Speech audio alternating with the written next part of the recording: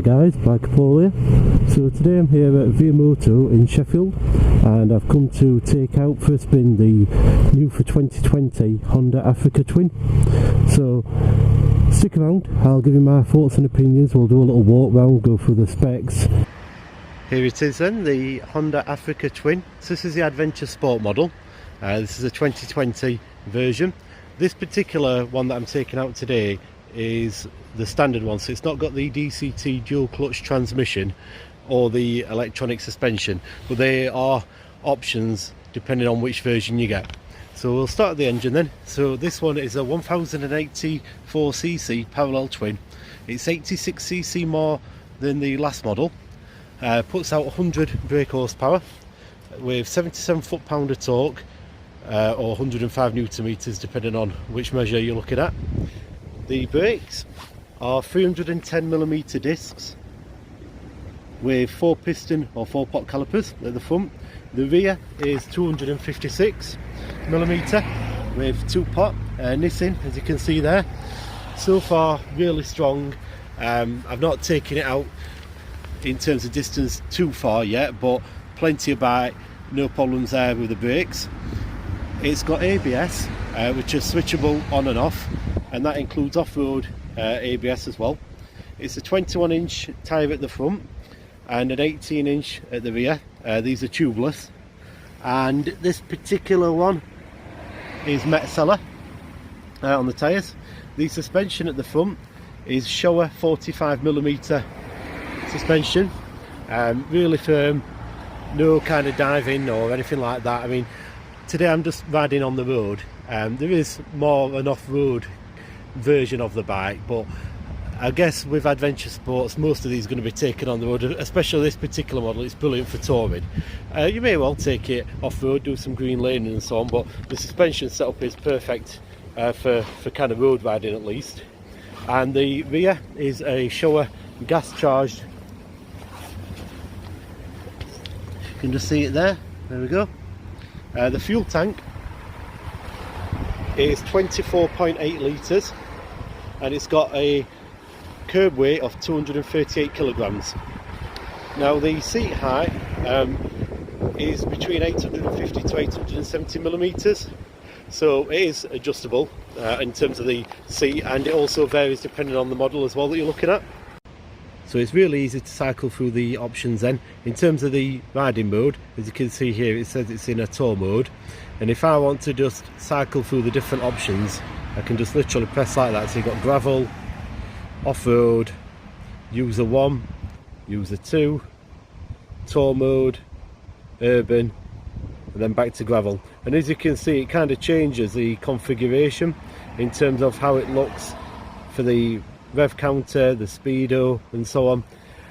This one was set up in this tour option when I picked the bike up, and to me it seems like the one that kind of gives you the information that's essential and the one that's got the best layout, but you can pretty much configure it as you wish. You've also got an array of buttons here, so you can actually go through the options on the TFT using these up and down. You've got this kind of left and right, and exiting in and out of menus. Your actual indicators is just here, so if you just literally want to ride the bike, say you've set up all your options on the screen in advance and you just want to actually take it out for a spin, it's still dead easy to access the indicators. It looks really busy, but a lot of that is only needed or required if you're going through options on that screen.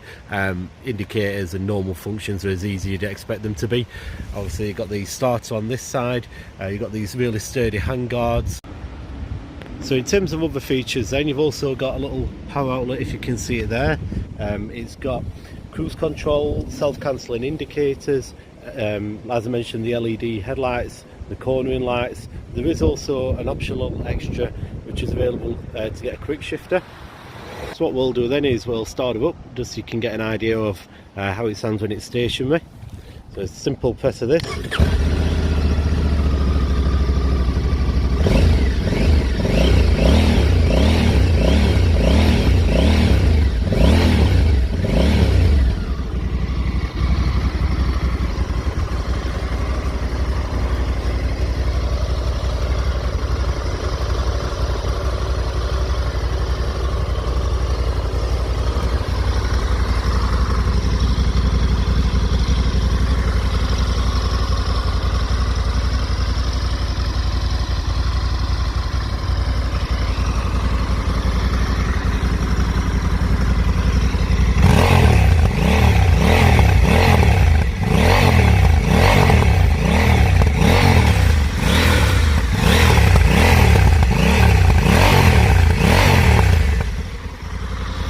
So yeah, sounds incredible. Probably one of the best sounding stock exhausts I've ever heard on a bike, to be honest. The price of this is £14,649.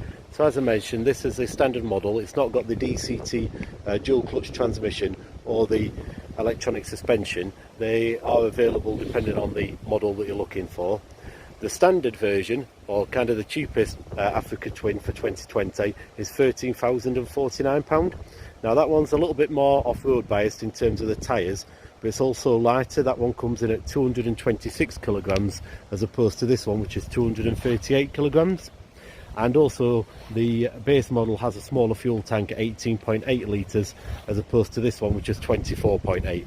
So there are various different models available. I'll put a link below the video so you can take a look at those options. Okay then, so in terms of handling, it's incredibly light. Despite its size, it's really easy to manoeuvre. When you're taking it on and off the standing, you know, turning it around when it's stationary, you can feel the weight a little bit, but as soon as you get going, that just disappears. You've got this really kind of high up riding position. The screen, you know, it does a great job of deflecting the wind. Like I mentioned, that's adjustable. This brilliant kind of TFT screen with a really clear readout. The mile an hour, obviously can see really clear and easily. The speedo, that's not always the case as well. You may have seen some of my other videos with bikes that have got TFT screens, and by and large they are fantastic, but they can be known to be a bit difficult to read sometimes and a little bit cluttered, but you don't get that feeling on this particular bike. In terms of the gearbox, it's ultra smooth. It literally requires no effort. You know, you can just flick through. I mean, this isn't a quick shifter, but there's absolutely no resistance whatsoever, so really easy to go up and down the gears. It's just really nice and slick. Obviously you'd probably expect that with it being a new bike, but in some cases they actually can be a little bit stiff when you're changing gears on a brand new machine like this, but certainly not on this. It's really slick. Like I say, no effort at all. In terms of the grip, with having a 21-inch front wheel, you may think, oh well, actually it's in terms of the suspension as well and the way it's set up and the high riding position, you might think that it's not sort of got the best grip and kind of lean. I'm taking it steady because this is a fairly new bike. It's not got many miles on the clock in terms of the tyres and so on, and today weather wise is not very good at all, but it inspires confidence. I can feel plenty of grip, you know, there's no doubt it's not a vague front end or anything like that. It feels perfectly fine, and it's a very easy bike. You know, I could expect that you'd be able to do a lot of miles on this bike, no problem, in terms of touring. I mean, this one's got heated grips as well. You can just see there in the top right corner on the screen, the TFT. You can adjust those. There's a little button on the right hand bar, lets you go through the levels for the heated grips. As I understand it, they come with standard, so that's a great feature. You can see the Bluetooth symbol at the top left of the dash, and obviously they've got the time there. And like I said, this engine, it's fantastic, you know, plenty of grum, loads of torque. It's what you want, you know. You don't want a bike like this, an adventure style bike that you're probably going to be doing a lot of miles on, having a rev hungry engine, you know, where you've got to rev it to death. This one, there's just loads of torque, so whether you're going slow speeds or faster, it's brilliant. I guess the question is then, which particular model would I go for? I would definitely say it would be the Adventure Sports model rather than the kind of off-road base version. I'd be tempted to go really for the electronic suspension version, not necessarily the dual clutch. I think that, don't get me wrong, I'm sure, and what I've seen online in terms of videos and the Honda website, it looks fantastic, and I can see there's definitely a market for that. But for me, I think I'd want this particular model, the Adventure Sports, and possibly with the electronic suspension, because again, I just think that's something that in future hopefully will filter down to all models of motorbike. And I guess you couldn't put that on a 125, you know, there are cost limitations, but certainly for performance bikes, naked bikes, sports bikes and so on, I think that should be a feature that's available to all bikes, at least as an option anyway. And definitely on a bike like this where you can do long distances, you know, you might want to get that suspension set up for pillion if you're carrying or taking somebody else on the bike, and just for yourself, you know, get it kind of perfect and customize it.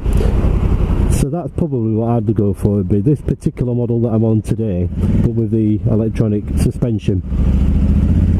So although I've obviously talked quite a bit about the electronic suspension, and potentially in future, you know, that hopefully that might be a model that Via Moto will have available for me to take out and do a little comparison against this one, so that would be good.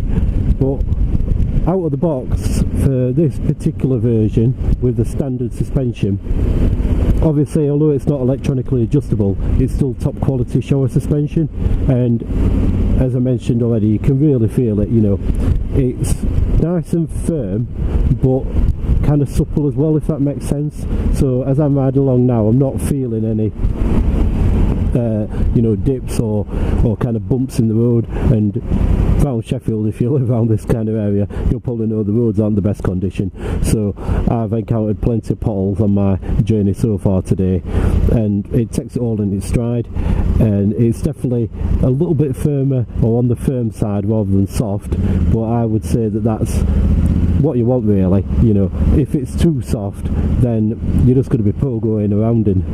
There are bikes, I mean the Yamaha MT-09 has been criticised for its suspension quite a lot.